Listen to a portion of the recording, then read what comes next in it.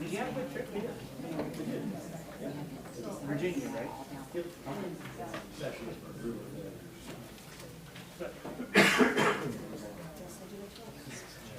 Cover or Latin? Just a lot.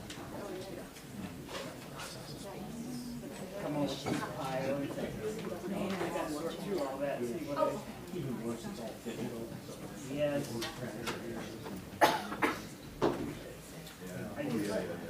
I like when you got a slideshow presentation and everything. We'll link to the slideshow. All right.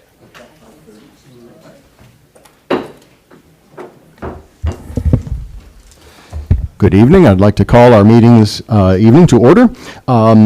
We'll rise for the pledge. I pledge allegiance to the flag of the United States of America and to the republic for which it stands, one nation, under God, indivisible, with liberty and justice for all.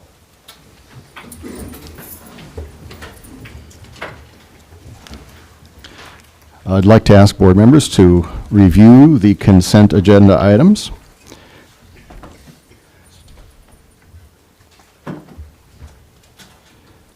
Making a note of what is there.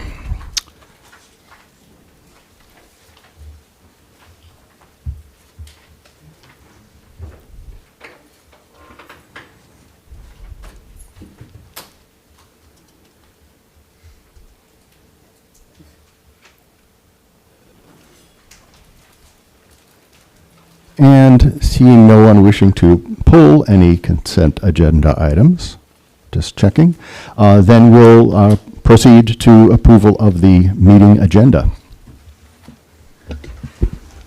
I'll make the motion to approve.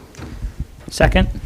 Okay, we have a motion and a second to approve the September 22nd, 2025 regular board meeting as presented. Any discussion?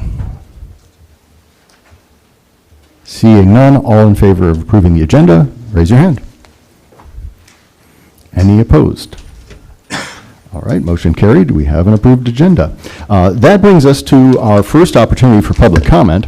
And before I read my remarks, I just want to thank you all for the very orderly meeting we had last time. I'll read this again, and then in future I'll just read a much abbreviated version of this, just to jog your memories. But again, I appreciate your cooperation. According to our board policy, we ask that individuals addressing the board state their name, address, and/or group affiliation, that they should direct all comments to the board, not staff or other participants, that they shall not make personal attacks against a school board member or school district employee by name. They shall be limited to 3 minutes duration and shall not speak more than once on the same topic unless all others who wish to speak on that topic have been heard. This portion of the meeting shall be limited to 30 minutes, but the time frame will be extended if necessary so that no one's right to address the board will be denied. And I did make some remarks last time about disruptions in meetings, but I'll just make it shorter. Our policy states that individuals addressing the board must take into consideration the rules of common courtesy. Public comment should not be used to make personal attacks against a school board member or school district employee by name. However, you may name a school board member in reference to his or her actions as a board member in a public meeting. Therefore, attacks or criticism for board members' personal choices outside a meeting or other aspects of their personal lives are off limits and will constitute disorderly speech. Remember, you are addressing the president of the board and not other members of the public or district staff. So yell at me. I'll be listening intently, and I will thank you for your comment. Additionally, public comment does not exist for non-members to get into sparring matches with each other and attack each other or engage in endless retorts. Such comments will be considered out of order. Any outbursts or attempts to interrupt a speaker while that person is making use of his or her 3 minutes before the board will result in the offending party being asked to leave. Our policy states that the presiding officer may request any individual to stop speaking and or leave the meeting when that person behaves in a manner in a manner that is disruptive and may request the assistance of law enforcement in the removal of a disorderly person. Accordingly, applause, whooping, cheering, booing, or other demonstrations will no longer be allowed. Thank you for attending our meeting. Thank you for your engagement. Thank you for your patience since I can't speak tonight, and thank you for your cooperation. Come on up.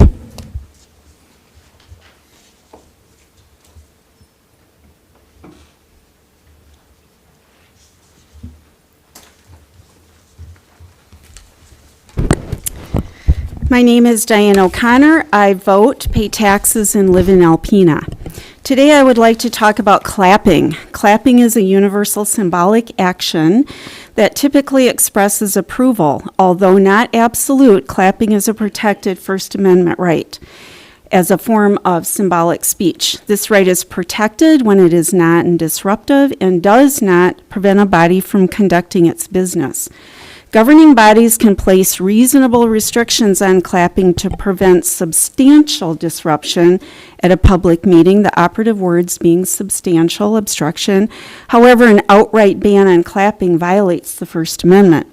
Up until 1 week ago, clapping was a regular occurrence at these meetings and could not have been argued as being substantially disruptive. To my knowledge, this has been standard practice for decades. I'm saying this because I do plan to exercise my First Amendment rights this evening. If I clap, it is to show support for statements made to this board from this podium. My clapping will commence when the speaker concludes their comments and will conclude prior to the next speaker reaching the podium. This has been standard practice and could not, with any measure of reason, be considered as substantially disruptive. I notice there are deputies here tonight. I'm very relieved to see them because a speaker at the last general meeting made a threatening statement to the audience, which was substantially disruptive. I was frightened at the things he said. Ironically, this person was not asked to leave the room, nor was he removed. He was allowed to stay in the room for the remainder of the meeting. So I'm glad the officers are here. But if the officers are directed to remove me from this room for clapping, I would hope they do not oblige, as I will have broken no laws, have not threatened anyone, and have only exercised my First Amendment rights in a universally accepted manner. And I will not be disruptive to the process of the meeting. If the officers are ordered to remove me from this meeting and they do oblige, I would think the optics of forcibly moving an LOL, little old lady, wouldn't be great. I would suggest the sledgehammer approach of using law enforcement to remove anyone from an open meeting would be reserved for individuals who are actually disruptive or threatening. But just in case I end up in jail, I hope I don't, I have come prepared for an overnight stay. Brought my toothbrush. Just to be clear, clearly we have a different idea of what constitutes disruption. Robert's Rules gives a council the right to keep order in its meetings. Accordingly, the guidance is that the councils can prevent people from those kinds of outbursts and disruptions. So we'll certainly be looking into this. I don't want to come down on anybody really hard. I'm trying to get us to a point where we can have civility and order. If you think about it, you'll recognize that constant clapping after many, many repetitive comments drags the meeting out unnecessarily and doesn't really contribute anything to the the content, I guess is what I'm trying to say. So anyway, I ask that you do abide by our policy and that we can have a nice orderly meeting where everyone gets to speak. That is, I'm sure you'll notice, that is my priority, not to silence anyone. So I hope you will again abide by our new guidelines. Appreciate it. Next person, please. Just so you know, there's 2 cameras down on the live feed, so I'm going to try to, if you like, we can go share. Yes, I've been asked to acknowledge that we have 2 cameras on the live feed that are down, so I guess that represents a little bit of a curtailing of the normal coverage Yeah, of the meeting? Working, but Yeah. video is a must. Audio should be working just fine. Yes. Okay, just acknowledging that. Thank you. Yes, good evening. Okay, my name is Vicki Lindsay. I'm a retired teacher, live in Alpena, vote in Alpena, and pay taxes in Alpena. I'd like to ask for a moment of silence for all APS students who suffer from food insecurity, homelessness, and all conditions outside of their control.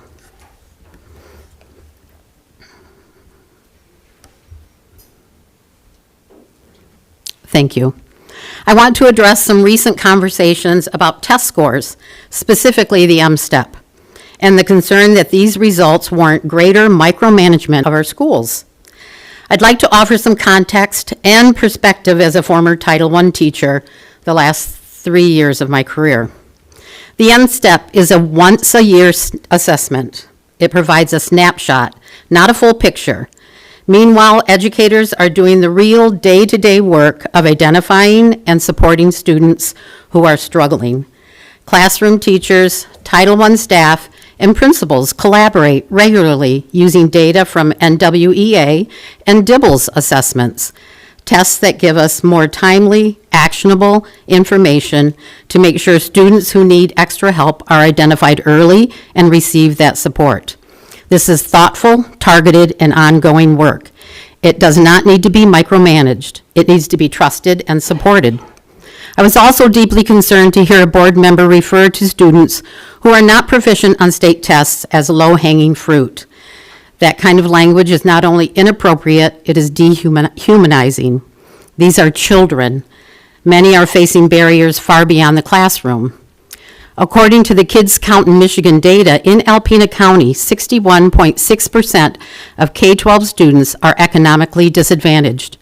Only 32.6% of our 3- and 4-year-olds are enrolled in preschool, and 19.6% of children under 18 live below the poverty line. This is the context our educators work in every single day, not just M-STEP day. Speaking negatively about certain schools, its educators, or its students doesn't move us forward. It undermines morale, erodes trust, and does a disservice to the professionals who are showing up every day to do this hard and necessary work. If we truly want to improve outcomes for our students, we must invest in early childhood education, expand support services, and create environments where educators are empowered, not micromanaged, to do what they know works.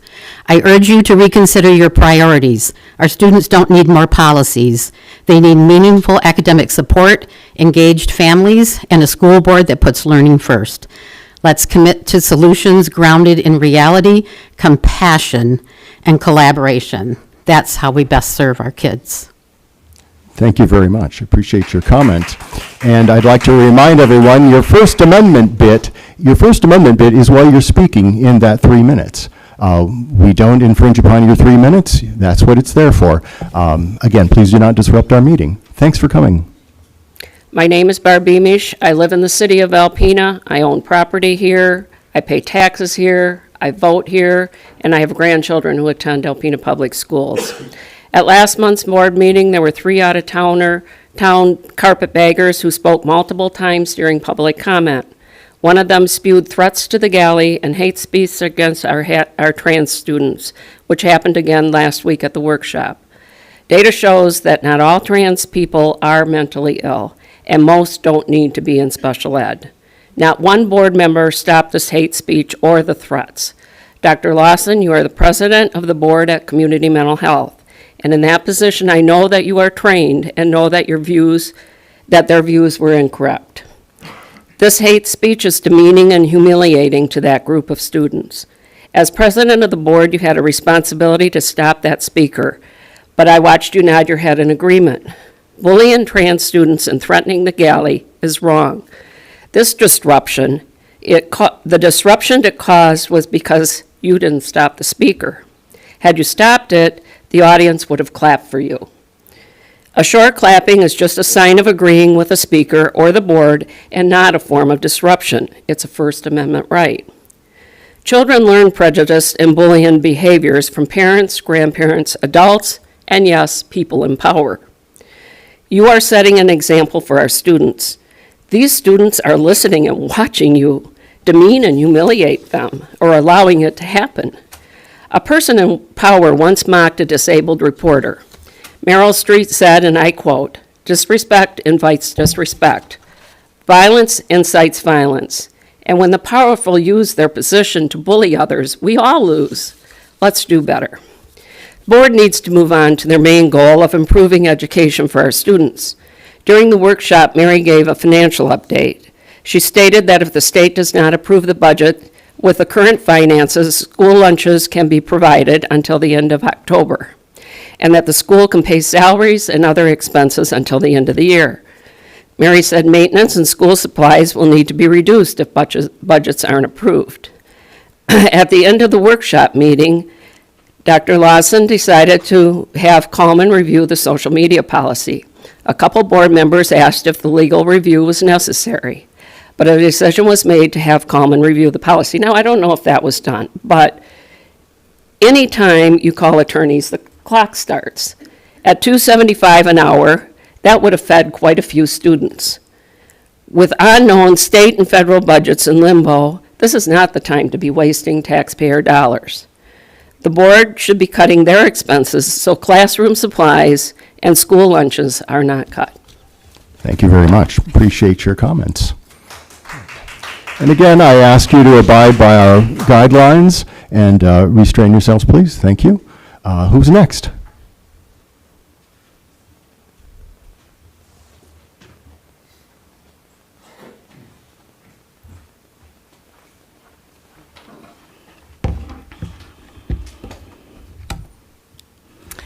I'm Yvonne Johnson. I live, pay taxes, and vote in Alpena Township. I spoke last Monday about hate speech from an outside agitator during the August 25th meeting and from a local resident during that same meeting. Those speakers shared bigoted rhetoric about vulnerable children, the young people that you promised to serve when you took office. I'm horrified that the board and the board president have not yet denounced that bigotry. To some, these may be just a few words, no big deal, right? However, the consequences of bigotry and the violence that can come from dehumanizing people with whom we disagree was tragically apparent on September 10th in Utah.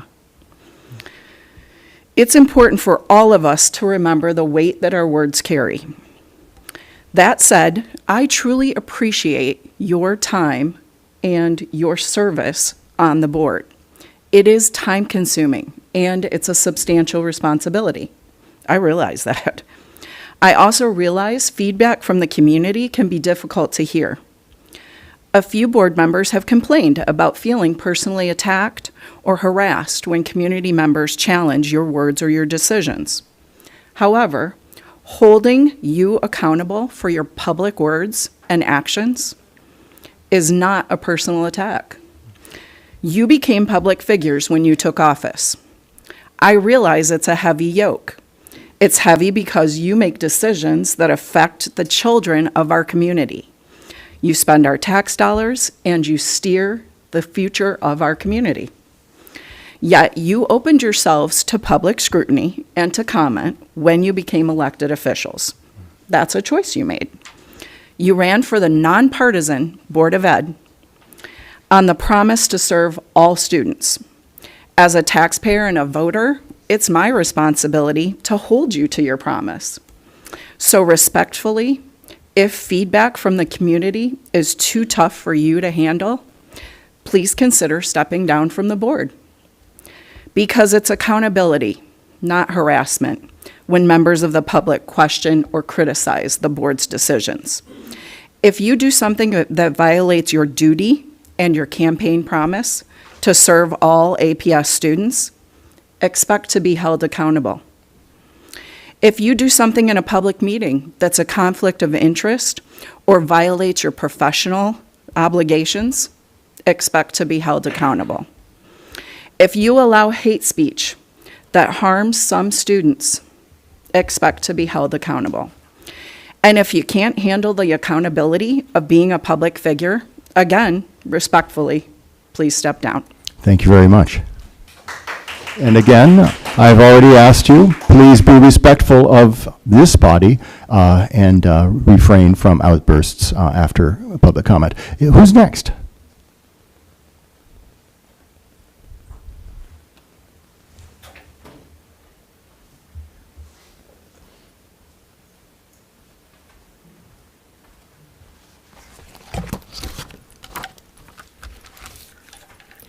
My name is Carol McKay. I'm a retired special education teacher / administrator.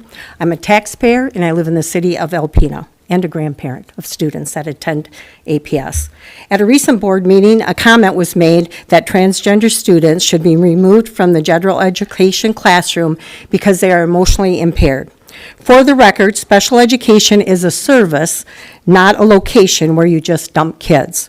The IDEA, Individuals Disability Education Act, and the Section 504 of the Rehabilitation Act of 1973 are the laws that provide the outline for the process of identifying disabilities and what districts are required to provide by law. In Michigan, the process begins when a request for an evaluation is given to the district in writing suspecting a disability. The district then has a 10-day time frame or a reasonable time frame to respond to determine if a full evaluation is needed. Parent permission is required for this process to happen. The district then has 30 school days to fully evaluate with a team of professionals. That team of professionals include parents, teachers, psychologists, therapists, and administrators. At the team meeting, results are given and eligibility is determined. Parents do have the right to have anyone they choose in attendance for that meeting to help represent their interest. If eligibility is determined, an IEP, an individual education plan, or a 504 plan may be written. The federal and state laws require that the disability must adversely impact the child's education, academic performance, and/or adversely limit one or more major life activities. When confirmed in writing, measurable goals and timelines and services are specifically outlined in the plan by the evaluation team and the parents and members involved. There are 13 disability categories outlined by Michigan state and federal laws to determine eligibility. Transgender or LGBTQ students do not repeat strictly based solely on their transgender status qualify. It is not recognized as a disability or an emotional impairment by law. However, they may qualify for services if they meet criteria under any of the other categories. The law that protects LGBTQ students is the Elliott-Larsen Civil Rights Act that focuses on anti-discrimination rather than disability-based services. Removal from general education would be a violation of a trans student's rights. The McKinney-Vento Homeless Assistance Act protects homeless students in shelters and migrant students or ESL students. These are our most vulnerable children. Thank you very much. That's our 3 minutes. Appreciate your comments. Who's next? And again, you know, the board is doing its best to show respect to you all. Make sure that you have adequate time for your comments. Please show the board a little respect as well. Thank you. Who's next?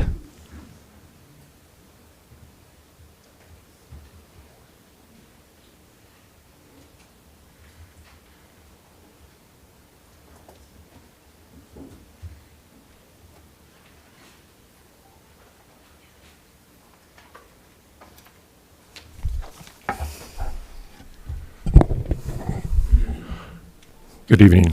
My name is Bruce Heath, and I live in Ossining. I own properties in the Alpena Township and the Sanborn Township and in Alpena, and I vote. I've lived here 21 years, and my youngest went through most of the Alpena Public Schools and ACC, and I've watched the decline of the performance of Alpena Public Schools over the years. Michigan is the 44th lowest rated state. And the comments that are made here are, people claim that they're, what's the right term? Nonpartisan. Well, I'll tell you, this is the last place that is nonpartisan right now. So the comments that come, that are even led by a Democratic operative in the area.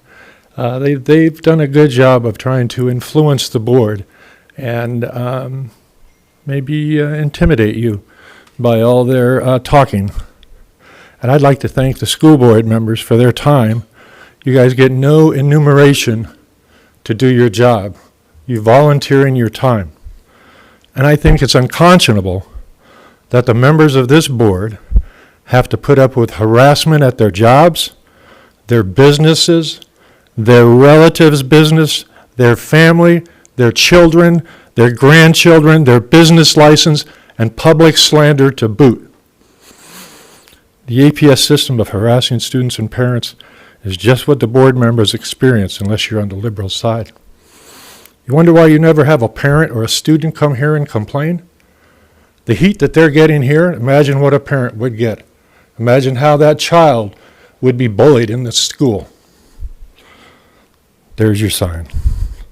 So there are no partisans in this arena today for public schools. And the teachers have come up here and said that DEI needs to continue in the schools. And I've heard up here from the school board, oh no, we don't teach DEI or CRT or SEL here, but the teachers want it continued. So I'd like to know how that is. Thank you for your time. Thank you for your comments.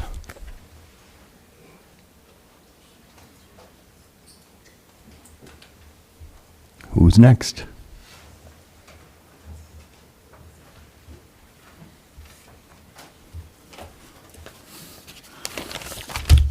Good evening. My name is Michael Kramer. Besides paying a lot of taxes, I live in Alpena. I love this place.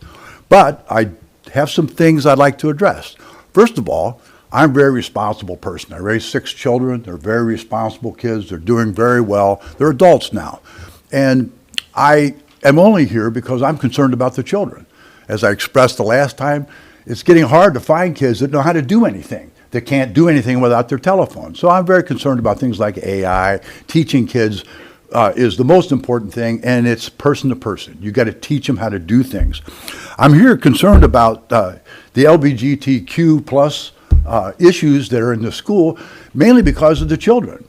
As I expressed, these children should be under psychiatric and medical condition, mainly because the puberty-blocking drugs that they start them on are GnRH agonists, Lupron, tryptophan, Superfast, Cinefol, and Zolax.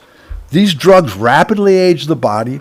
They cause severe permanent crippling of side effects, including severe bone loss, pain, soft tissue damage, severe hormonal disruption, sexual dysfunction, psychiatric issues, cognitive impairment, cancer, cardiovascular, and gastrointestinal disorders. The hormone blockers in transgender children, it slams everything in their body. They stop developing, and it freezes much of it permanently. So I just think that we're doing a tremendous disservice to our children by treating this like it's just a choice.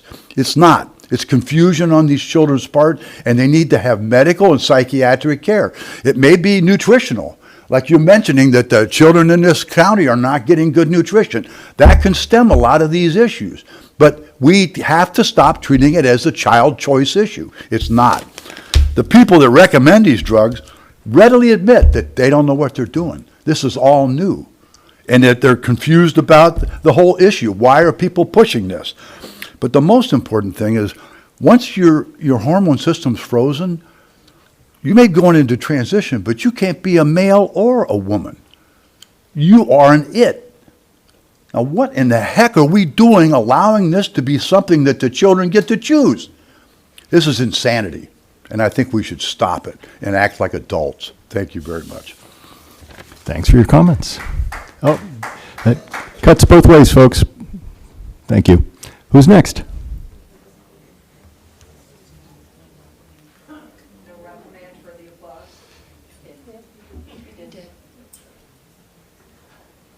Seeing no further public comment, I'll remind you we do have another session later at the end of the meeting, but we'll proceed for now. Thank you all very much for your comments. That brings us to our action items. The next one, being the approval of consent agenda items.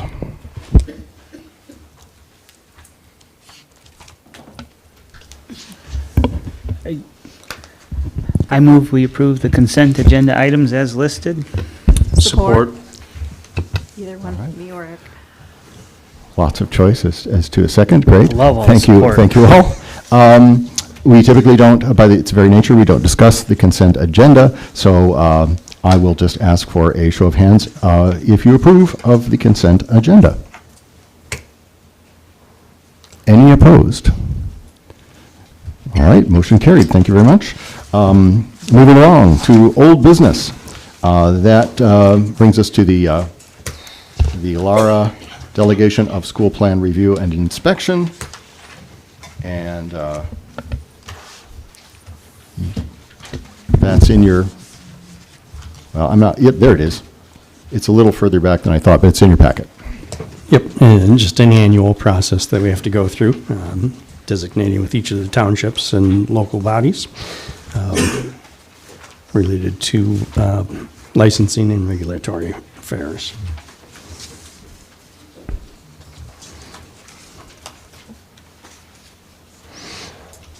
Do we need a motion to approve this, or Yes, yes, and it would be a motion to, sign it? I will make a motion to, are you good? Okay, make a motion to approve and sign the Lara 2025-26 delegation of school plan review and inspection documents. wonderful. Were you finished, Anna? Yeah. Okay, and so we already have a second? All right. Very eager tonight. This is wonderful. Is there any further discussion? Any discussion of the motion to approve the Lara delegation? I see Dave's got his email, right? Yeah, I got checked. It got changed, yeah. Okay. Thank you. All right. Discussion? No? All right. Unless anyone would like to request a roll call, I will ask for a show of hands in support of the motion. Thank you. Any opposed? All right, motion carried. Then that brings us to item number 3, finance and operations related items, beginning with the snow plowing and removal bid. Simon, you're up. Yes, it's our 3-year renewal, well, 2-year renewal with an option 3rd year for our snow removal contracts for the upcoming seasons. So, did everybody have a chance to review the in the bid tab? We received 3 bids. We did receive bids for each and every building. They are the same contractors that we used last year. All bid to the same buildings they were doing in the previous contract. So, very happy with each of their services. We do have one slight change. We did get a couple of bids. A Cut Above did bid on salt for their buildings that they would be doing. I would like to use them to do salting instead of the liquid chloride, a little bit cheaper overall. So, but I was curious, Simon, who does the measuring of the snow? who does the well, I give them a highlighted plan. So, these are the areas that I want plowed. No, I meant the rates are different for 2, 4, 6. 2 to 4. It's per, Because it's like fishing, everybody's ruler's different. exactly. It's, I keep track of it. Okay, I'm just curious if it was or if they're saying, hey, we plowed 2 inches today. They've been they're pretty, what the word is, accurate when they measure, right?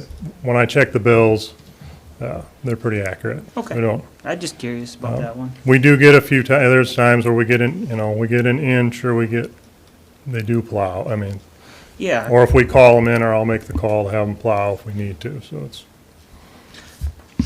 Just even sometimes from one end of Alpena to the Well, other, right, it can be right, significant. Right, and that's why it's, it's on call, You know, we may not plow at Sanborn where we may plow up at Hinks, so, you know.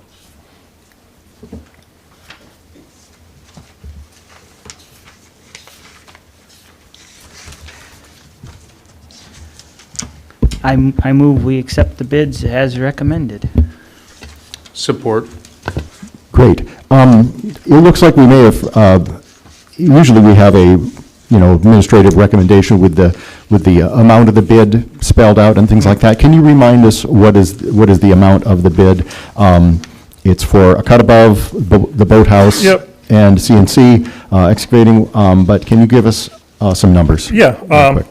so CNC excavating bid on Alpena High School, 2 to 4 inches of snow, $2,500, 4 to 6 inches, $3,500, 6 inches plus, $4,500 for the high school. They also bid on Sanborn at a rate of $350, then $450 for 4 to 6, and $550 for 6 inches plus. Wilson School, $350 for 2 to 4, $450 for 4 to 6, and then $550 again for 6 inches plus. The boathouse bid on Besser School, 2 to 4 inches, $400, $520 4 to 6, $640 for 4 to 6, or 6 inches plus, I mean, excuse me. They also bid on Central Office, $350 for 2 to 4. How far do you want me to go? Keep going? You were looking for a total, weren't you? Well, no, yeah, but that's okay. This level of detail is interesting. I appreciate it. Yeah, from a total, I mean, our total could vary from year to year. I have some, you know, some past. It is on the next page, I think. Yeah, it is on the next page. It is hard. It's all spread out. I can't read that. Yeah, it's pretty small. Yeah. Yeah, but I do have. You have some historic totals? I have some historic totals. Last year, we spent $148,221.25 on snow plowing and ice removal. I mean, the year prior, we only spent $89,000, but we didn't get any snow. And the year prior to that, 22-23, we spent $125,524. So, you know, the rates are up a little bit over the past contract, but in the meantime, we've done a lot of parking lot renovations that weren't factored into their bids, so, in the original, in the last contract, so. Well, it's very helpful, thank you. I asked that also not just for the board, but for the public. Well, right. Understand. In case they're not looking at Yeah. that tiny sheet that you can't read. But anyway, thank you. Would the board like to hear any more on the snow plowing and removal bids?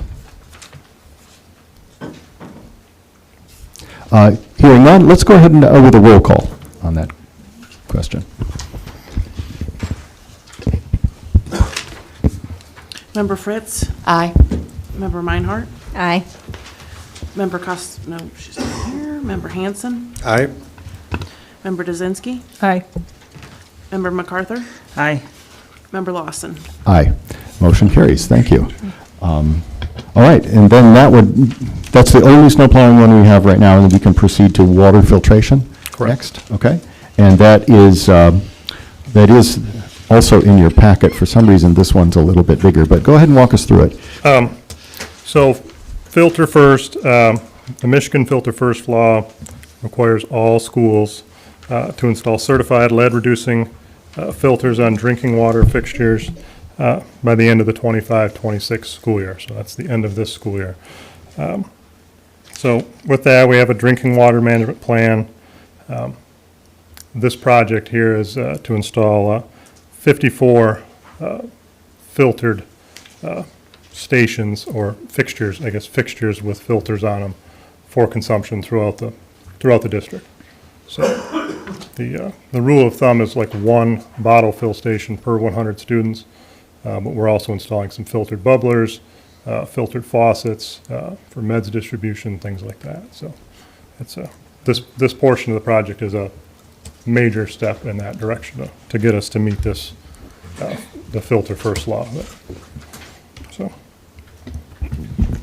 Simon, so would this cover like the sinks and like, I think it was like Hinks School? I know that they weren't able to use that water without boiling, or I can't remember what it was. Yes, there's another portion of that we're still waiting on, like the kitchens, the kitchen portion of it is still rolling out. We're still waiting on some clarification from the state on that. But there will be a kitchen portion.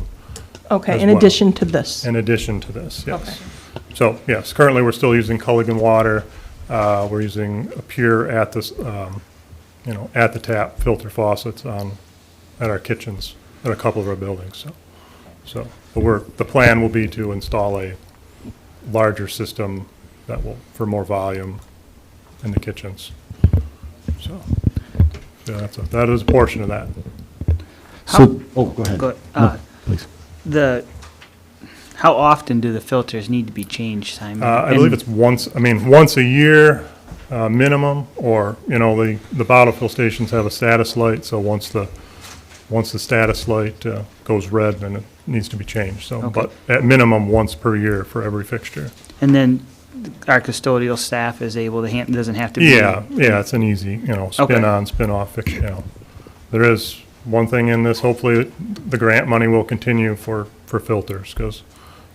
Are they pricey? They are pricey, yes. But that's where we're at. We're stuck with them, so. Okay.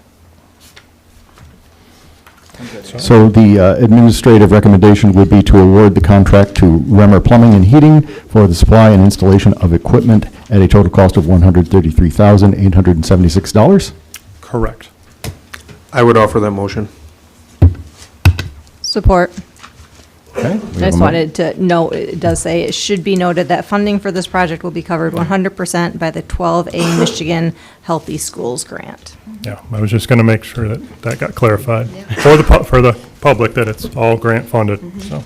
Very good. Thank you, Hannah. Appreciate that. Any further discussion? Hearing none, let's proceed with a roll call for that as well. Member Meinhardt? Aye. Member Dzinski? Aye. Member Hanson? Aye. Member MacArthur? Aye. Member Fritz? Aye. Member Lawson? Aye. Motion carries. Very good. That's all you have, Simon? I will clarify for the public too as well, there's no issue with our water as a whole. This is a state legislator thing, so. Very good. Thanks very much. All right. Then I believe we are clear to proceed to item number 4, policy discussion. First policy is 7544, use of social media. I do want to report to the board that we did have a discussion with Dave Coleman about this. His feeling was that the policy was fine as written. The highlighted area, he had no issues and believes that it's quite defensible. He did have one recommendation, which, of course, the board is free to adopt or disregard. If you look at that page, is it the second? I think it's the second page of the proposed changes. You'll see after the first paragraph, it says expected standards of conduct on district-approved social media. Then go down to the next paragraph after that shorter paragraph, and you'll see the bold, the stuff that's in bold, beginning with district social media communications will strive to be respectful, and et cetera. Then go down after the bold is finished, it says, the district may exercise editorial control over the style and content of student speech on district-approved social media if reasonably related to legitimate pedagogical concerns. His recommendation was that the district really needn't limit themselves, and that the sentence could read, the district may exercise editorial control over the style and content of student speech on district-approved social media, period. And that was his recommendation. After a review of our policy, for lack of a better term, the superintendent and I were looking at this earlier, and we agreed that the way it's written, it looks as if you have a policy and it's been on the, I'm looking for my page here. Oh, yes, there it is. If it's been on the agenda and no changes are made after that second reading, you can pass it or not. But I want to highlight this particular paragraph. It's the second paragraph of policy 0131.1. Those bylaws and policies which are not dictated by the statutes or rules of the State Board of Education or ordered by the Superintendent of Public Instruction or a court of competent authority may be adopted, amended, and repealed at any meeting of the board, provided the proposed adoption, amendment, or repeal shall have been proposed at a previous board meeting and, once proposed, shall have remained on the agenda of each succeeding board meeting until approved or rejected, ... So I read that, that if you are looking at a policy and you make yet another change, then best practice is to leave that on the agenda for a future meeting. And also, you'll be noticing that policies which we may not necessarily need to act on or are prepared to act on, you'll notice they're going to stay on the agenda as a sort of a placeholder, because that, the way I read this, is what that policy suggests as, again, our best practice. So with that little background, I'll turn you all loose.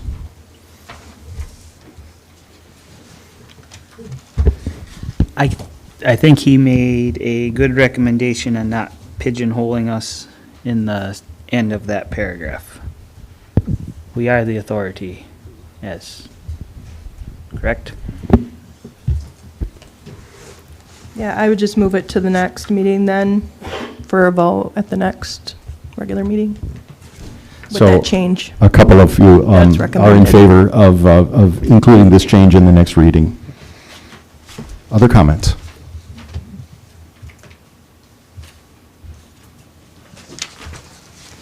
Hearing none, we will bring this back to you next meeting for a second reading with that proposed change. That would bring us then to 4B, policy 6320, purchasing. And would anybody like to jump into this? This is the one that Mary presented those changes to us in the workshop. I would open the discussion at this point.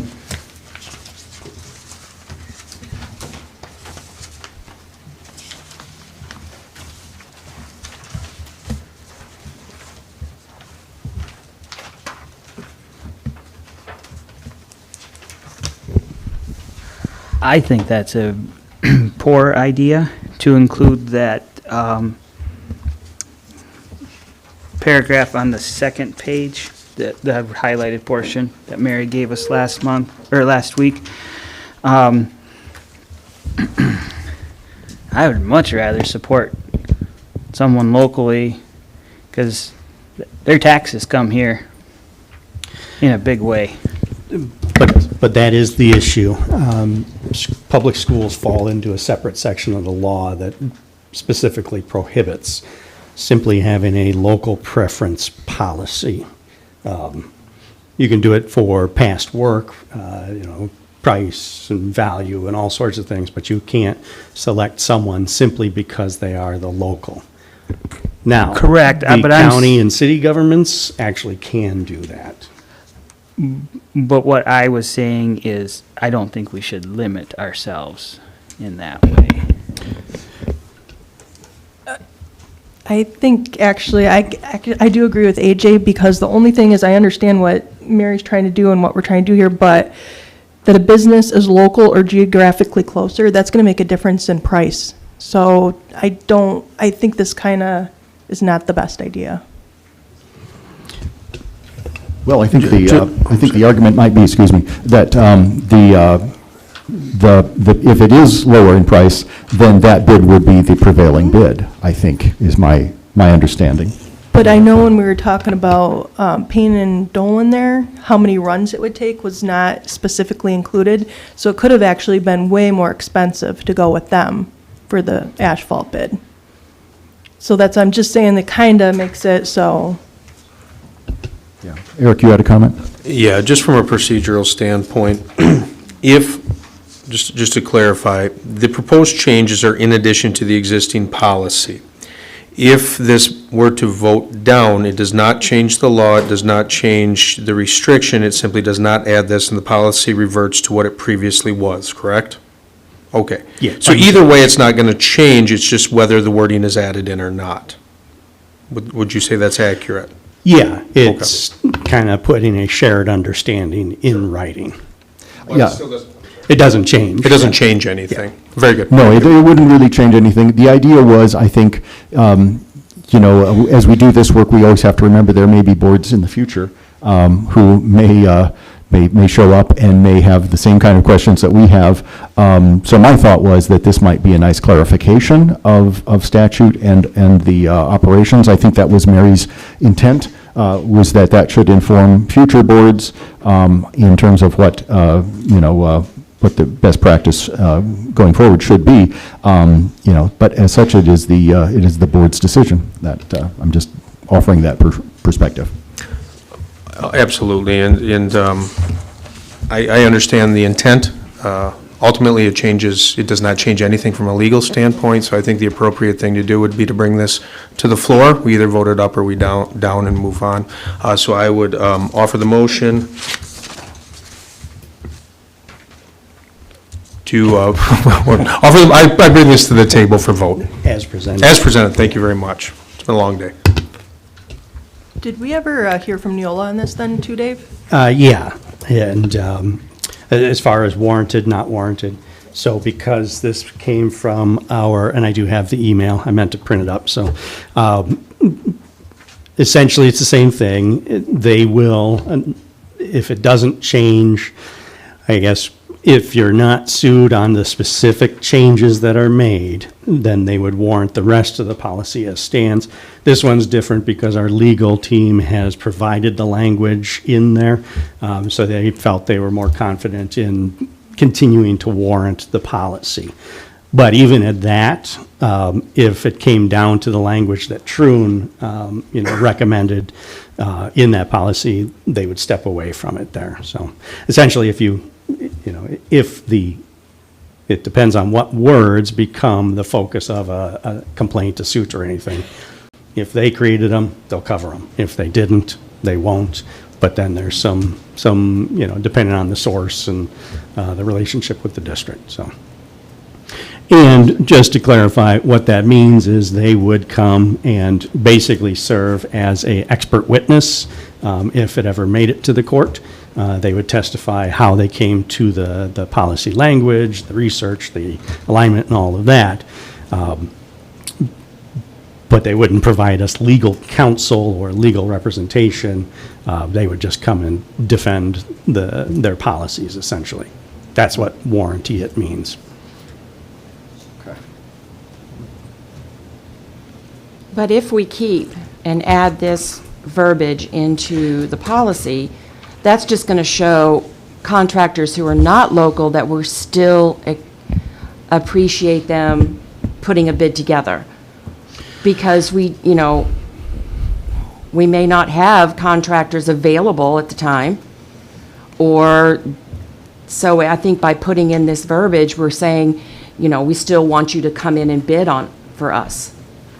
Yeah, I would agree with that. In my time here, we've had where we had no bids, and we had to go out farther and farther away from Alpena. Don't know why, but certainly if the word on the street is that they don't hire anyone but local, you're going to see a limited pool of people bidding on these projects. Right. And I think that if we put this verbiage in here, we'll just make it open, like I said before, that we are not limiting ourselves. Yeah. And I think, Go ahead, Dan, sorry. I was just going to say, it's the understanding. That's where this came from, because the way the policy is originally written, that any and all, the right to reject, is confusing. And so we were trying to clarify. But I just have to reiterate, the school code law does not allow a public school district to select a vendor simply because they are the local vendor. County, city, they can, but they're in a different section of the law. We keep throwing around I want to call it a misnomer, but that might not be the right term, that contractors won't bid if they don't. if it looks like we're selecting local. That's not the case. And the biggest problem behind the few number of bids that were received was the fact that there was a ton of work out there, and you didn't have to bid. Work was rolling into these contractors like you wouldn't believe. So it was actually more of a problem of timing. Well, So- I've heard, I've heard myself, I've heard contractors say, I'm not going to. In fact, the paver, Dolan, he said he won't bid again. I read that in an article. Yeah. Yeah, and you're right. There's lots of reasons why they do or don't, as well with the local, but, I even the timing of when work is due. If Yep. you have one project already and this one comes up and you got the similar completion dates, you're not gonna bid on it. It's not a question of they didn't choose me. It's, I put a number in there, you take it, you leave it, oh well.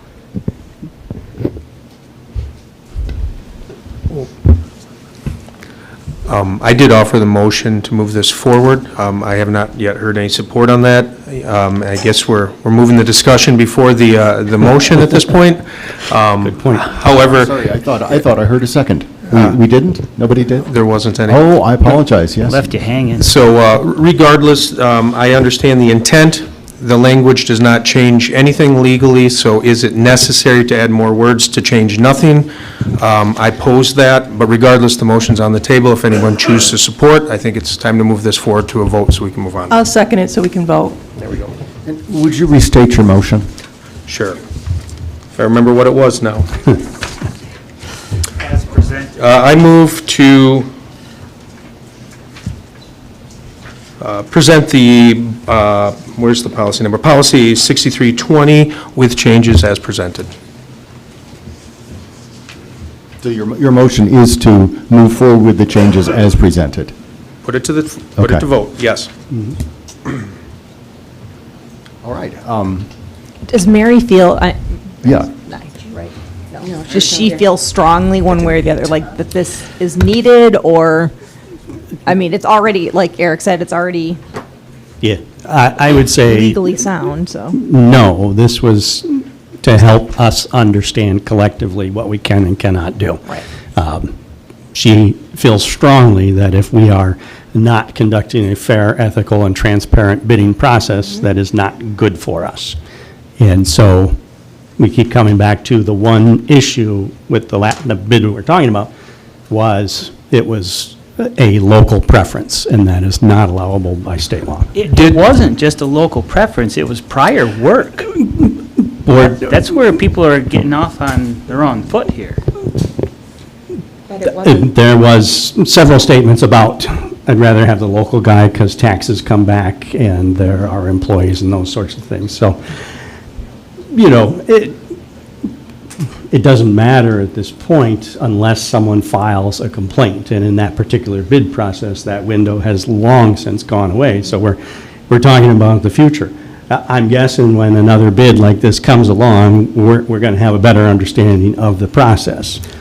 Did With or the, without these changes. did the bid report, and forgive me, I don't know what it was called, the one that went to the contractors, because that was actually a little more confusing from the way that was worded, because it clearly said the board could choose one way or the other. Yeah. I would almost rather see clarification there. And Well, and we removed that statement, so it had So one that's sentence. gone, so that's Yeah. not an issue. Yep. Very good.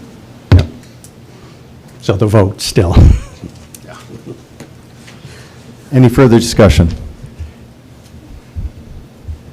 Hearing none, let's do a roll call on this since there's some controversy.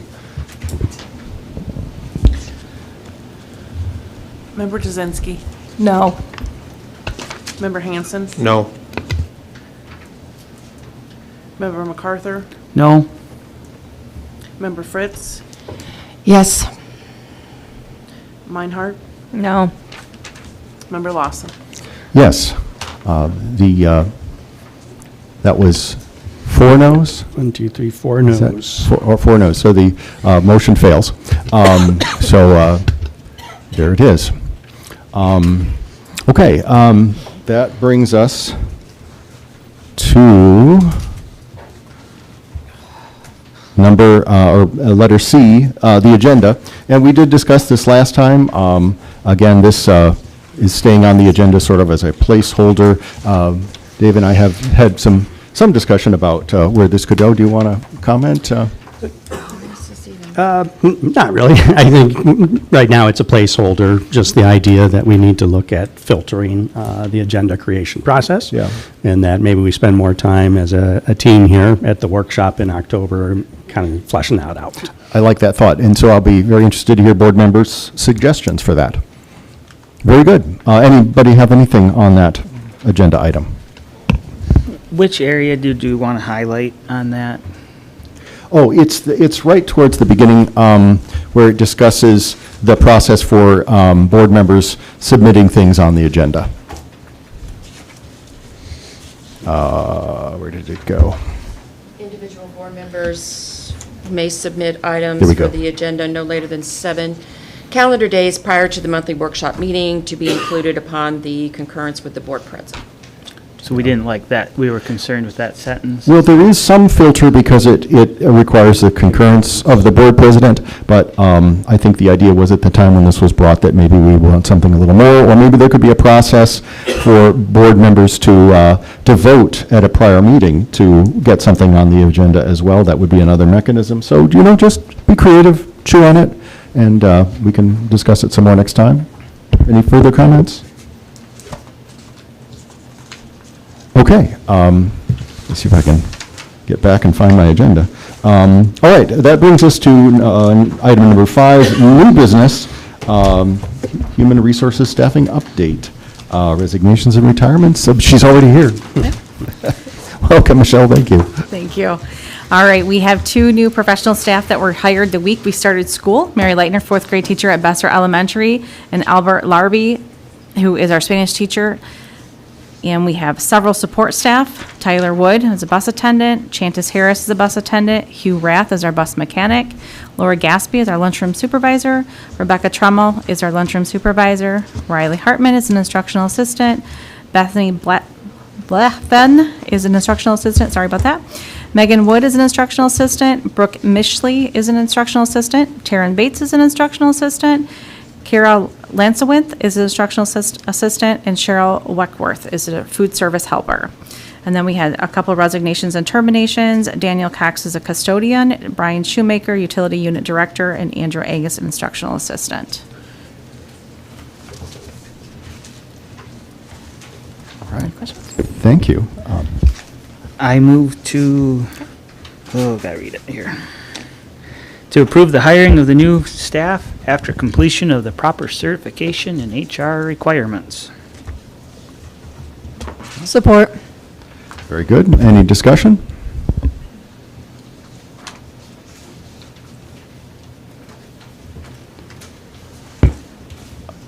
Hearing no discussion, all in favor of the motion, raise your hand. Any opposed? Motion carries handily. So, thank you all very much. And thank you, Michelle. Bad joke? Ooh, I didn't really mean that. AJ asked if, when I said it passed handily, no, just no. All right, that brings us to charitable gifts, which AJ has offered to read in Sarah's place. Okay, starting off, Great Lakes Roof Preservation generously donated and completed resealing and coating of football stadium's team building roof valued at $4,420. Real Estate One of Alpena generously donated 2 library books valued at $40 to support the students of Lincoln Elementary. Realtor Lori Steffen generously donated library books valued at $75 to support the students of Besser Elementary. Realtor Lori Steffen generously donated library books valued at $20 to support the students of Hinks Elementary. Assured Partners generously donated various school supplies valued at $75 to support the students of Lincoln Elementary. Jen Dowling generously donated school-wide snacks valued at $200 to support the students of Hinks Elementary. Samuel Rumbles generously donated $500 towards the Bullfrog Sports app to support AHS Athletics. HTSS Tom Heiss generously donated $500 towards the Bullfrog Sports app to support AHS athletics. Skiba Vision Center generously donated $500 towards the Bullfrog Sports app to support AHS athletics. R&R Dock Hoisting Services, Zach Russo, generously donated $500 towards the Bullfrog Sports app to support AHS athletics. Kelco Incorporated, Ace Alpina, Ace Hardware generously donated $500 towards the Bullfrog Sports app to support AHS athletics. Alpina Rink Management, Jessica Henry, generously donated $500 towards the Bullfrog Sports app to support AHS athletics. Cataract Collision Service generously donated $500 towards the Bullfrog Sports app to support AHS athletics. Alpina GMC generously donated $500 towards the Bullfrog Sports app to support AHS athletics. Freese Hydraulics and Equipment Repair, Aaron Kajabuski, generously donated $500 towards the Bullfrog Sports app to support AHS athletics. Jordan Schusowitz generously donated $500 towards the Bullfrog Sports app to support AHS athletics. I would like to move to accept the gifts listed above with gratitude and thank the donors in writing for the generous gifts. Support. Any discussion? That was a tongue twister. Yes. Well, we certainly have a generous community. There are no other comments. Show of hands in support of the motion. Any opposed? Motion carried. Thank you very much. This presents now our second opportunity for citizens or delegations to address the board. I would ask that if you have already made comments, please don't make comments on the same subject, but if you have brilliant new things to say, come on up and give us those comments. But let's give some preference to anyone who has not yet spoken this evening. Ready, set, go.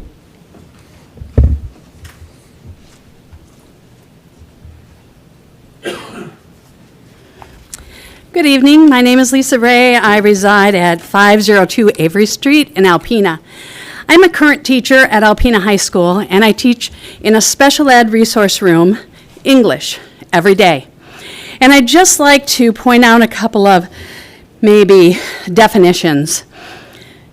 Social emotional learning is to help students with maybe things outside of their ability to comprehend. It isn't something that we teach every day, but it is certainly something as a teacher and as counselors that we sometimes have to help students through.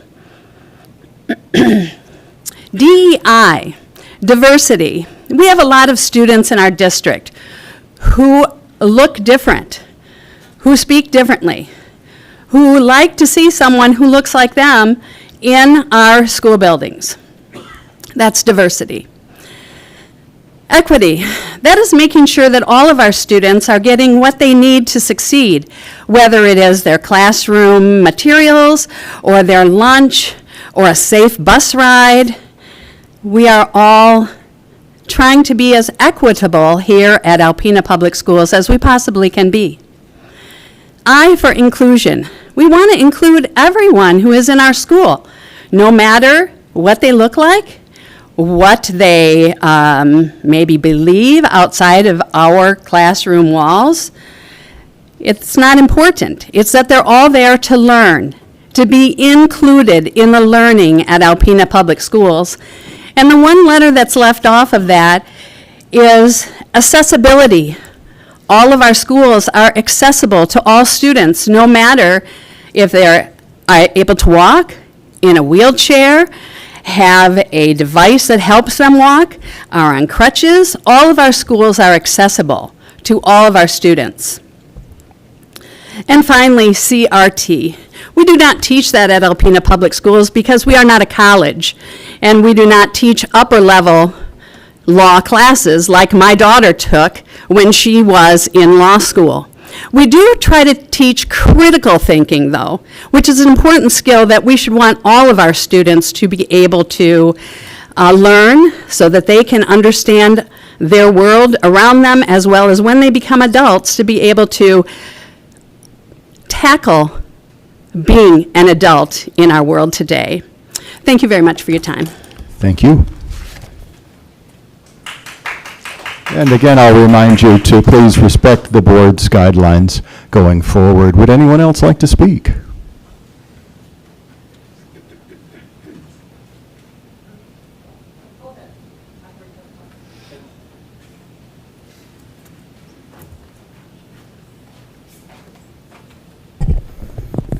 Hello, my name is Dale Fritz, and I live here in Alpena. And I don't normally get up here and want to talk about anything, but after discussions about the bidding process, I decided I want to put in, some comments on that. I've got somewhere around 50 years of construction contracting, engineering experience, including testifying as an expert on all sorts of construction-related projects, from various school, public buildings, manufacturing, and the bidding process is a key process in all public projects to ensure that you get a good competitive bid. We all would like to have local contractors here. It'd be nice to help the local economy, but to ensure that you get good prices from now and in the future, you want to have competitive bids, and you want to take the low bidder, the low qualified bidder.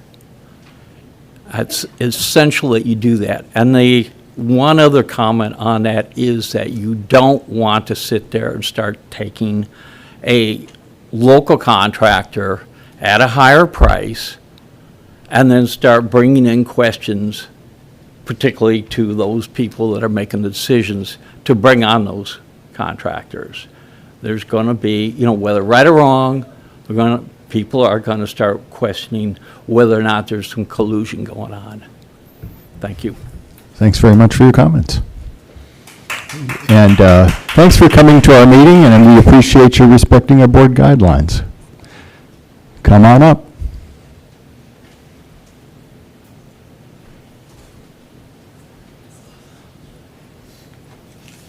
Carol McKay, hasn't changed since the last.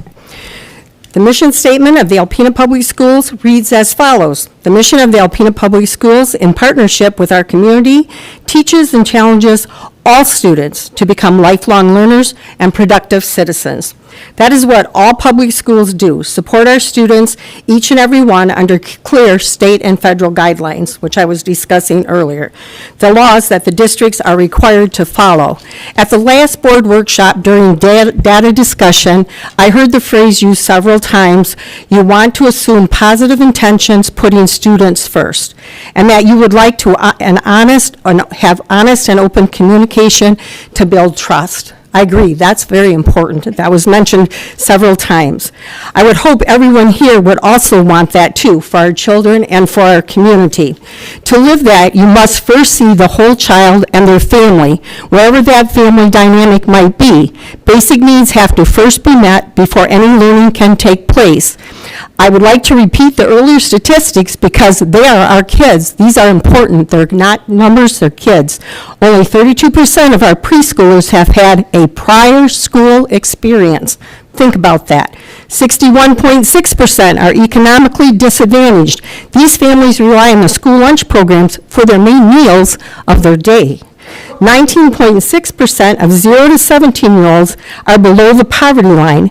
Many may be homeless. We have many homeless students. 21% of experiencing food and insecurity, again, relying on the public school system. 17.7% are receiving those special education services that I spoke about earlier and that your high school teacher spoke about as well. Before improving learning, we must first recognize the needs. We must respect all students and their families. We must treat our students as young humans that are in need of nurturing, feeding both their mind and bodies. Children are not their failing data scores. that you discussed last week, nor are their teachers those failing data scores. Please support and respect your superintendent. He is doing a difficult job.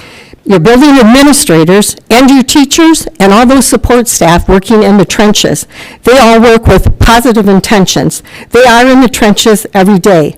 Recognize their professionalism and how hard their job is right now in our community and in our society at this time. That is how trust grows, the community grows, and how our kids will move forward. All children leave fingerprints on your heart. Even the tough ones teach you something. Please know that to support and to make achievements positively, sound decisions need to be made on best practices in child development and education. Please read your laws, and again, the McKinney-Vento, the IDEA, and Elliott Larson. Thank you so much for your time. Thank you for your comments. Yes. And anyone clapping, if you'd like to come up and clap for 3 minutes, that would be far more appropriate than what you're doing now. Thank you.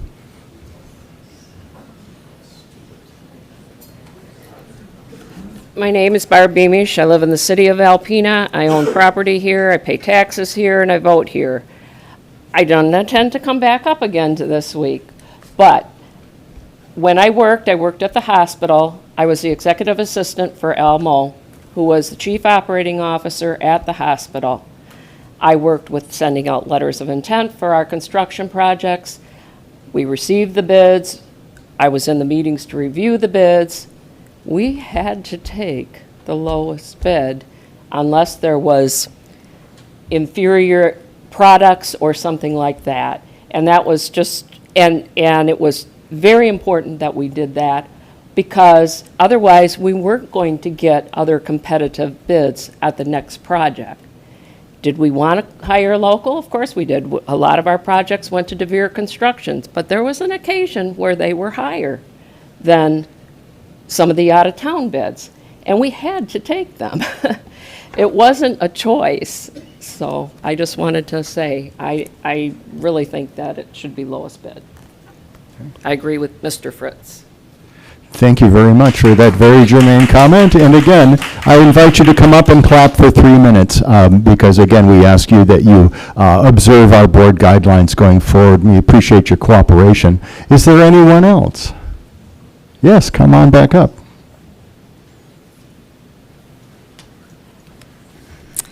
My name is Diane O'Connor. I vote in Alpena. I pay taxes in Alpena, and I live in Alpena. I wasn't intending to come back up, but the conversation about the bidding process was really alarming to me, and it's not the kind of thing I normally really show a lot of interest in. But in January, when 4 of you voted to give the bid to the contract to the second lowest bidder, you were warned by Anna Meinhardt, by our superintendent, and by Mary on why you should not do that. And it was said in very explicit terms, like when you pick and choose. One of the board members tried to change the story tonight. You all said things on tape that, in my opinion, would be very damning from a legal standpoint. You said things like, well, they're local. They've done great jobs for us. They pay taxes in our community. They will employ people in the community. Everything you said, including you, was damning to me if actually this is a abridgment of the law. So you paid more for what I understand was an inferior product. I could be wrong about that part. If it wasn't an inferior product, you still paid more.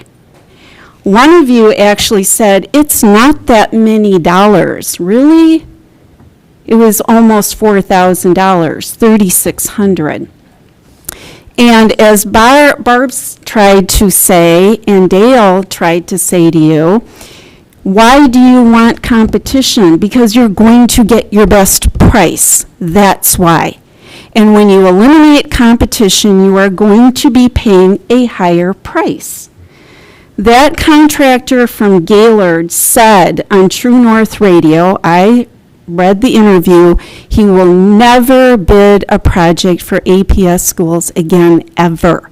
He didn't say not in the near future, ever. It's expensive for them to write up a proposal. It takes time, it takes money, and you picked and you chose despite, I thought, quite nicely said and clearly said admonitions from 3 people to not do that. And yet tonight, 2 of you, minimally, I would ask you still you're don't, addressing me now, not the other board members. 2 of you minimally do not get it still. Thank you, that's your 3 minutes. Appreciate your time. Thank you. Yeah, and again, let's observe the board's guidelines going forward. We appreciate your cooperation. Who's next?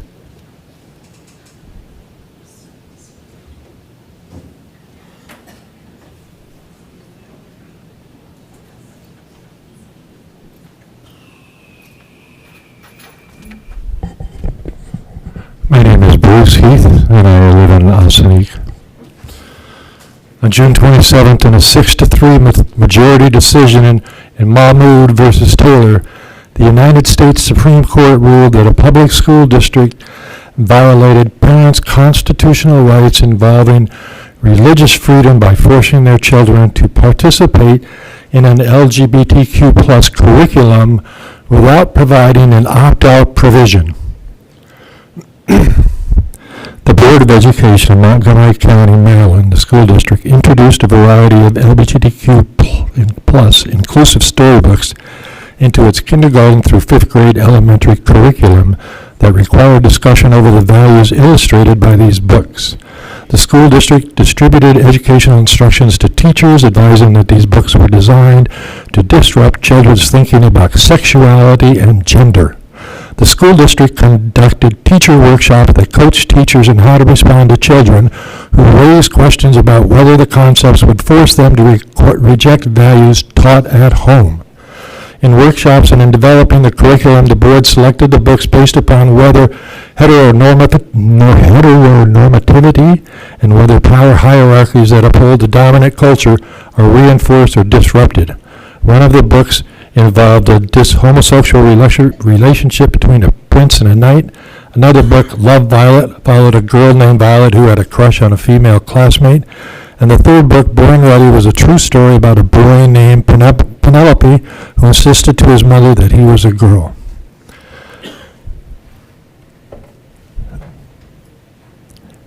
Both the United States Federal District Court of Maryland and the United States Fourth Circuit Court of Appeals affirmed the school district's right to mandate the LGBTQ curriculum. The United States Supreme Court majority opinion reversed it. In weighing these factors, the majority opinion concluded that the school district's compulsory curriculum substantially interfered with the parents' religious development of their children. The curriculum and books targeted the very young children. They were designed to present certain values and beliefs to be celebrated. In light of this case, you have to look very carefully at what your curriculum is.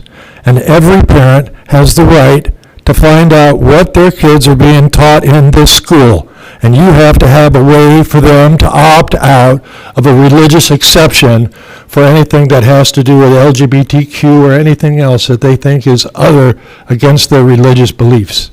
So please look at that very carefully. Thank you so much.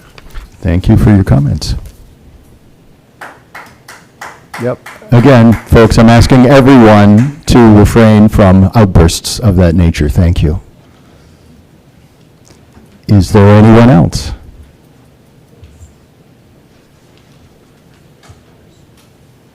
Seeing no further public comment, we'll continue with our meeting. Thank you for your engagement and thank you for being here. That's right. Now we're, yes, so in our next section, moving on to information on proposals, we do have a letter, and I will be reading that tonight. I'll begin at the beginning, and you've got the clock. All right, Ms. Siegler, we request that this letter be sent to the school board and also read at the September 15th Board of Education meeting. Thank you. It is our understanding that someone at the August 25th school board meeting mentioned or inferred that students who are transgender are mentally ill. We hope that that person is a qualified mental health professional and is well-versed in mental health diagnosis, because this is what we found looking for the truth of that statement. Quote, being transgender is not classified as a psychiatric disease in the DSM-5-TR. Rather, the DSM-5-TR recognizes gender dysphoria as a diagnosis when there is significant distress or impairment due to incongruence between experienced gender and assigned gender. The DSM-5-TR diagnosis, the DSM-5 previously used the term gender identity disorder, but this has been replaced by gender dysphoria to focus on the distress that may result from gender incongruence, not on transgender identity itself. Not all transgender people experience gender dysphoria, and being transgender alone does not constitute a psychiatric disorder, and the diagnosis exists primarily to facilitate access to appropriate medical and psychological care for those who need it, including insurance coverage for gender-affirming treatment. It is our understanding that the issue is just the opposite, as some of your positions may enable mental illness when there is articulated that there is no room for a child to live with their experienced gender. This may cause cognitive dissonance, which brings about mental distress. It is still our hope that each board member will visit a few elementary schools and talk to the administrative staff, those on the front lines of any issues, and teachers about any issues there may be. This is the least a board member of the school board seeking factually grounded discussion can do. If you don't seek the manifest issues as experienced by the faculty and students, you have no business simply sharing your uninformed opinion. The woman who spoke regarding the Potterville Board of Education policy forgot to mention this. The Potterville Board of Education is keeping a policy that allows students to use restrooms that correspond with their gender. In a separate vote, the school board allocated $12,000 to add 2 more unisex bathrooms to Potterville High School, which currently offers 2 unisex restrooms for students. Unquote. WKAR Public Media by Michelle Polo. This is signed the Reverend Dr. H. Robert Case and Judith Case. All right. So then that brings us. Any further communication? I don't think so. No? No? Okay. That brings us to reports and information and our superintendent update. All right, thank you. So we are almost 1 full month into the school year. It is amazing that is going so fast. And it's also equally amazing, may not be the right word, but we still have no state budget. We are now 1 full month into the school year, using our budget on Mary's trusted analysis and expectations. But we do need a budget. That October 1st deadline is looming, and as you've heard, we are in good position to weather that, but there's really no reason we should be weathering this. I'd urge everyone to contact their legislators and ask them to do something. We just need an answer. We can weather and modify and do what we need, but it's the first time in my career, and I've been in this 30 years, that we're sitting at this point and still don't know what the state budget is. So, but in that month too, we've had some tremendous things happening here. Just a quick shout out to our junior high, National Junior Society. They received a wonderful award recently for all of their work in the community. And then I received an email, this wasn't a plant, but just a new family to Alpena reached out to let me know how welcoming and how far our staff went to welcome them into the district. High school and elementary student, and our staff met them on Sundays to walk them through the buildings, to make sure that the students were comfortable, and principals and teachers were named in this. I didn't ask if I could share this publicly, but just wonderful to remember that we have amazing staff here. And then I'm going to go out on a little bit of a limb. It was just brought up about the Mahmoud Supreme Court decision. I spent some time this past week reading that, and that district went too far in not allowing parents to opt out. And, as was mentioned, they went through training specifically to counter any objection to that material. And again, it started, I don't know if it was kindergarten, but it started at a very young age. I don't agree with that. And the one thing the district refused to offer was an opt-out option. And so everyone in this room and everyone listening to this broadcast and everyone associated with Alpena Public Schools needs to know we have an opt-out process. It works between the teacher and the student and the families. So I would hate to assign that situation to ours, because we absolutely do have an opt-out process. I was going through some notes 2 years ago. One of our main focuses was partnering with parents. It was kind of the precursor to the strategic plan that we've developed. We know we can't do this without our parents. We offer opt-outs for that, for sexual education lessons, a curriculum, textbook, or reading assignments, all of that. That was the one piece that the district simply would not offer in that case, which is why it made its way up to the Supreme Court, and they were found to be in the wrong. And I agree with that decision. But we got wonderful things going on here. We're working hard to improve everything, and that is my update. Excellent report. Any questions for our superintendent? We have until the 30th to get you questions on scores, is that right? I know I wrote it down, I couldn't find the exact date, the 30th? If we could right now. So we have October 13th is a retreat where we can spend that time. Let's call it something else. A day to dive. So just need time in advance to, if the board wants to spend all of the 13th digging into the data further, but then we also have the workshop on the 15th, or the 20th to do that as well. So yes, if you can get me the questions by the 30th. Do you want those on the superintendent on there, submit them that way? Yeah, sure. Okay. Yep. And then we just need to decide how much we're going to go into the data at both the retreat, the data dive, whatever it might be called, and the workshop. So,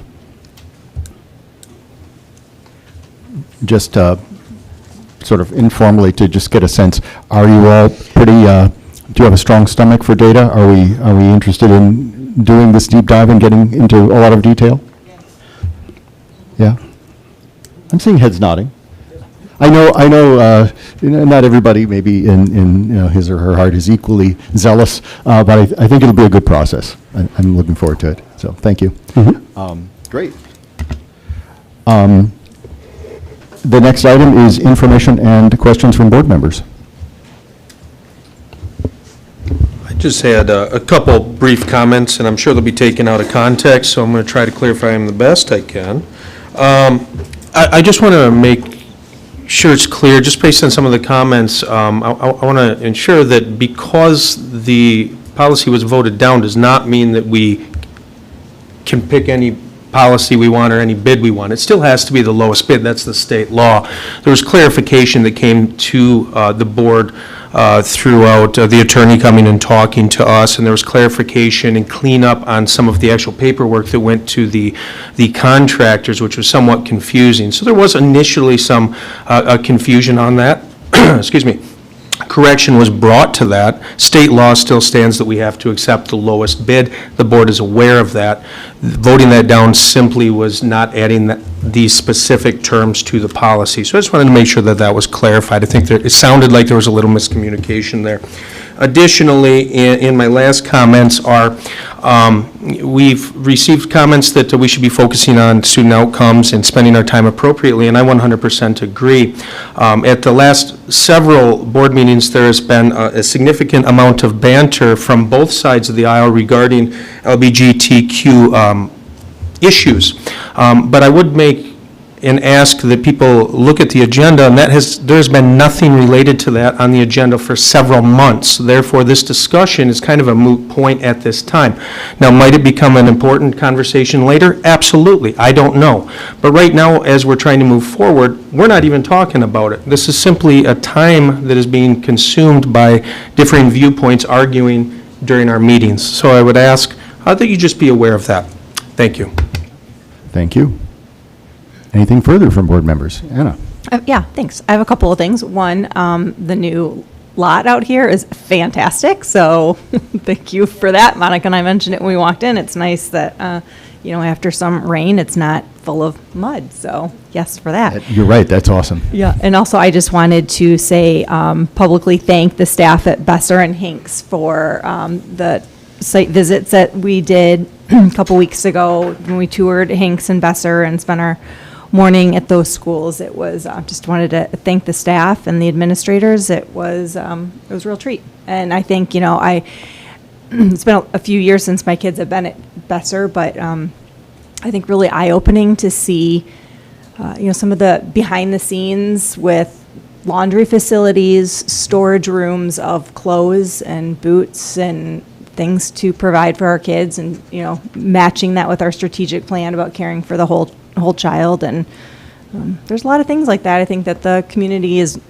just really not aware of all the things that our staff helps our families with. So it's great to see, and always appreciate those school visits. So. Thank you so much for that, Anna. You're absolutely right. And I encourage board members who, when you go through any kind of activity, whether it's a school visit or a particular training, please don't hesitate to bring your thoughts on that to the board and share your gleanings with us. That's wonderful. Anything further?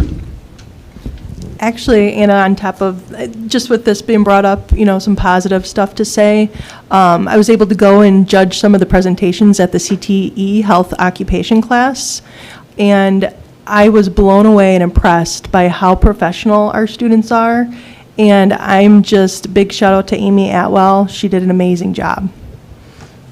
Excellent. Thank you. Sarah, you want to go or want me to go? I'm just making a joke. Simon, I had two questions for you to start with. The asphalt bid price, was not Goodrich's a match of Payne and Dolan, or was there a difference? I can't remember. No, they offered a... Can you use the podium? I'm sorry, I just. Yeah. Thank you, Anna. That's correct. If you're going to respond, please come on up. Yes.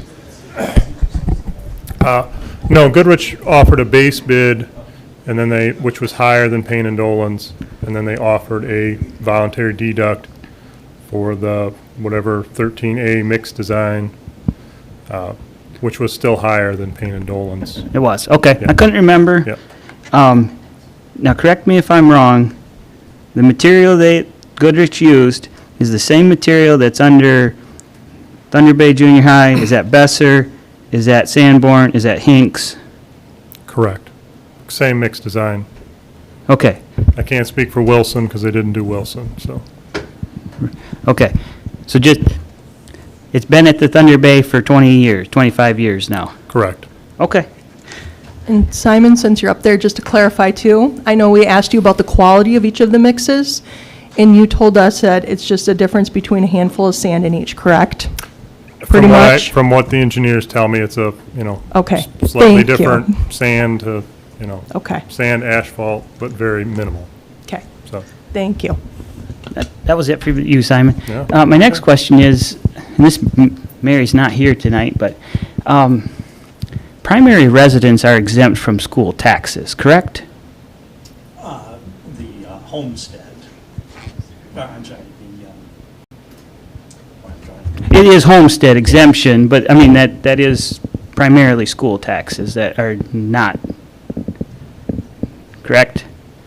So it's secondary and businesses and things like that that are the school drivers? Yes. Okay. Now, you're trying to quote the dollar amount, but. Yeah, I just clarifying something there publicly. I know it's not, we don't directly respond to folks, but, Yes, if you want to talk about something you heard in public comment, you can address me, or your fellow board members. okay. Yes, I wasn't going to. Just like to point out that feedback from community members doesn't constitute public slander and attempted boycotts of businesses. That's not feedback That's harassment. And that is something that has been experienced on my social media account for my business. It was a beautiful picture of a sunrise and a morel mushroom.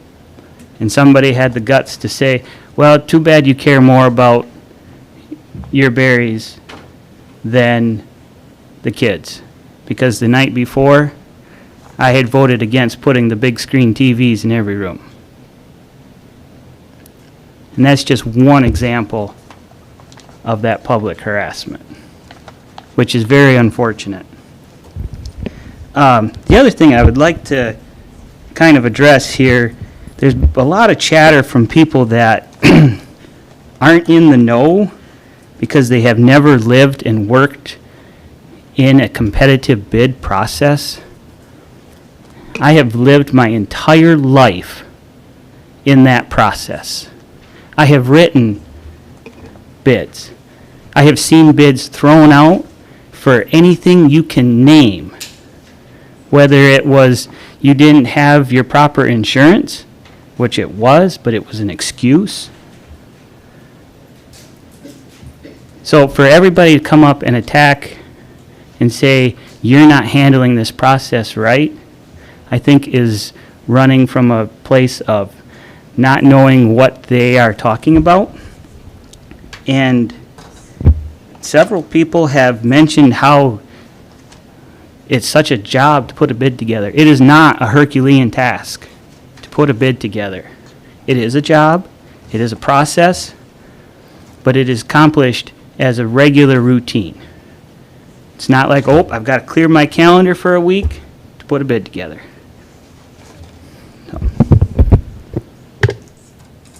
All right, thank you. Is there anything further from board members?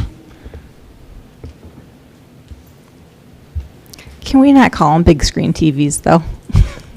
I just to clarify, when we visited the schools, they were all we saw them used a few different ways, and it was kind of actually fascinating to see. But I'm just gonna say it now. Save you anyone say anything on, like, they were interactive boards. Thought people were doing some great things with them. Just to. My impression was, I guess I would, being the caveman that I am, I would call them a giant tablet. Would that be a little closer? Yeah. Anyway, it was very interesting, the demonstration that we saw at Besser. It was quite neat. Anything further from board members? Seeing nothing further, then, our next job of the evening is to move into a closed session for the superintendent evaluation. The remainder of our meeting, we will have a return to open session, but we do not anticipate any action or votes on anything after that. So if you would like to go home and eat dinner, you won't be missing much. With that, I would entertain a motion to go into our closed session. Support. Thank you, Anna. Yeah. Yes, we have, AJ has made a motion. supported it. Oh, you did? Very good. Okay, I apologize, I can't hear. All right, we've got a motion. All in favor. And a second to go into closed session under Section 8A of the Open Meetings Act to consider the quarterly informal evaluation of the superintendent. Any discussion of the motion? Hearing none, all in favor, raise your hand. Any opposed? Hi, Dan. Same sign. Thank you all. Motion carried. We will be going into closed session, everyone. Thank you for attending our meeting. And again, if you'd like to come back with us, and when we return to open session, more than welcome. But again, if you'd like to go eat dinner, you may certainly do that as well.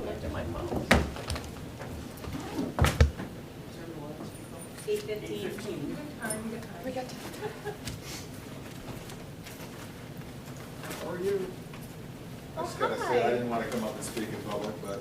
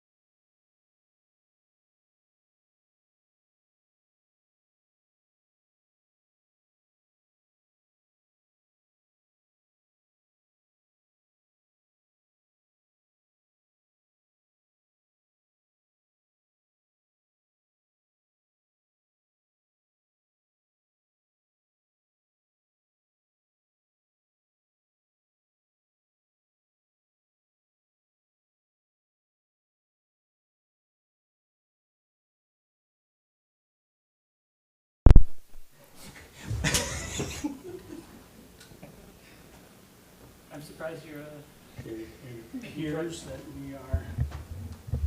there's more of a. Somebody want to get the doors? Gotcha. Yep. I'll get it. By default, is there? Thank you, Eric. Yeah, if you would. Oh, groovy. Yeah, you can do that. Detroit born and raised, wasn't he? Okay. You got that one, dude? So good, bad, or otherwise? Yeah. I'm glad he's checking that door because they can't get in the building.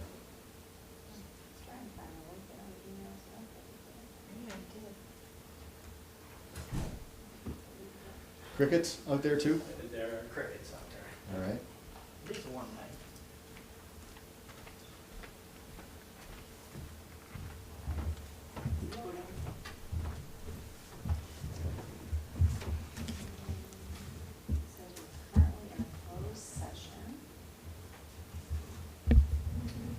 We can hear us talking. Cameras are not working. It says though we're in a closed session. So It sounds like microphones in here are working. Is that showing up there? yeah, you can hear it on here, you just can't see us. It still has that message up there. Image, can we do this? There, you're talking there. There we go. Oh, wait. Cameras are not working. It says though we're in a closed session. It sounds like microphones in here are working. Is that showing up there? It's a delay. So 30 seconds is usually the delays on those. So we clicked it. We're good now. Yep. Okay. All right, so if you're listening online, we are back in open session. We do not have any further agenda items. And advanced planning would include our October 13th board retreat, October 20th workshop meeting, October 27th regular meeting, and then we're into November. So having no further items on the agenda, I will adjourn the meeting, and thank you all for your engagement and for checking out our meeting online. And we are dismissed. Thank you.